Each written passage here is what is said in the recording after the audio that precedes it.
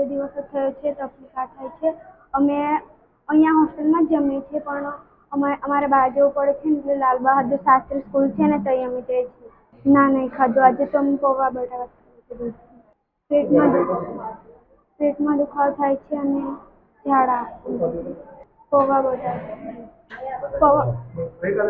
ના આજે સવારમાં મને કાલથી થાય છે કાલે કઢી ખીચડી જે ખાધું